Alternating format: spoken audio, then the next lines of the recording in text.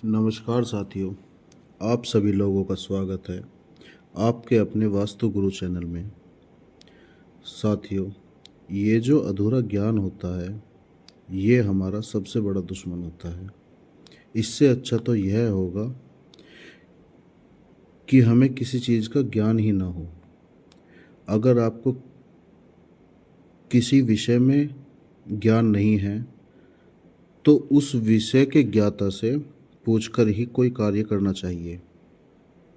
ऐसा मैं इसलिए क्यों बोल रहा हूँ, मैंने अपने इस कार्यकाल में काफ़ी बार ये देखा है, कई लोग मुझसे ये सवाल करते हैं कि हमने एक व्यक्ति या किसी रिश्तेदार या उसका घर देखकर, जिनका काम बहुत अच्छा चल रहा था, अच्छा जीवन जी रहे हैं वो लोग, तो हमने अपने घर में भी उसी तरीके का बदलाव करा दिए।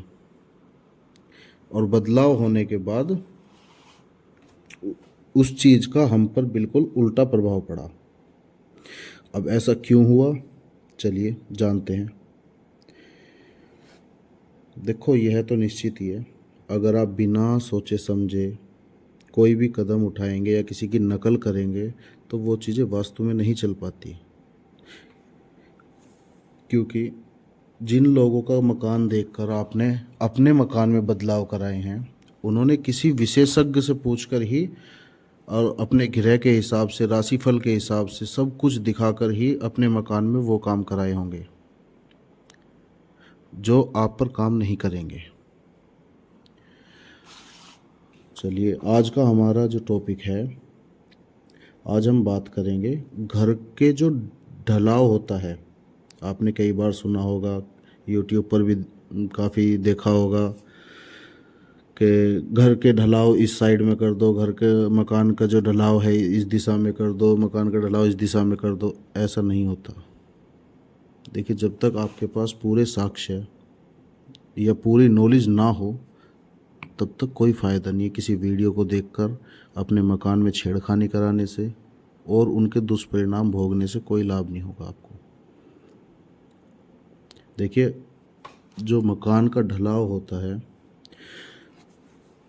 उस विषय में जो हमारा वास्तुशास्त्र है उसमें संक्षिप्त वर्णन किया हुआ है। पूरा अच्छे से बताया गया है कि किस मकान में किस तरीके का ढलाव होना चाहिए और किस इंसान को कैसा ढलाव सूट करेगा।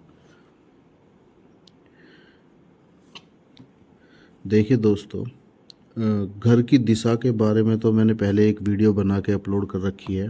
अगर आपने वो नहीं देखी तो प्लीज़ उसे ज़रूर देखना, वो बहुत हेल्पफुल होगी आपके लिए।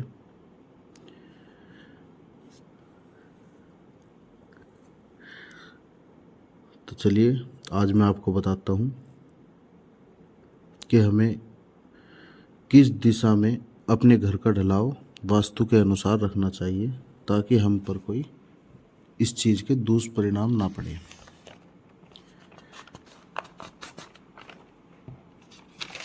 देखिए, सबसे पहले हम बात करेंगे, अगर आप किसी ब्राह्मण समाज से हैं तो आपको उत्तर दिशा में अपने मकान का ढलाव रखना पड़ेगा। अगर आपको अच्छे फल चाहिए तो ये दिशा सबसे उत्तम रहेगी। अगर आप ब्राह्मण हैं, पूजा पाठ करते हैं नियमित, तो आपको उत्तर दिशा में सबसे उचित फल मिलेगा। अगर आप क्षत्रिय हैं तो आपके मकान का ढलाव पूर्व दिशा में होना बहुत ज़रूरी है। ध्यान से सुनिएगा, अगर आप ब्राह्मण हैं तो उत्तर दिशा, और अगर आप क्षत्रिय हैं तो पूर्व दिशा की तरफ आपके मकान का ढलाव होना ज़रूरी है। और वहीं बात कर लें, अगर आप वैश्य समाज से संबंधित हैं तो आपके मकान का ढलाव जो हो वो दक्षिण दिशा की तरफ हो। ये बहुत ही लाभदायक होता है वैश्य जो समाज के लोग होते हैं उनके लिए। और यदि आप बिलोंग करते हैं शूद्र समाज से,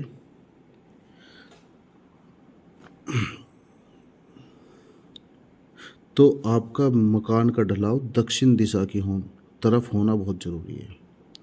तो अब आप अच्छे से समझ गए हैं, किसी की नकल नहीं करनी, आप किस समाज से बिलोंग करते हैं, आपको उसी प्रकार फल मिलेगा। अगर वीडियो आपको अच्छी लगी हो तो प्लीज़ सब्सक्राइब करें। Thank you.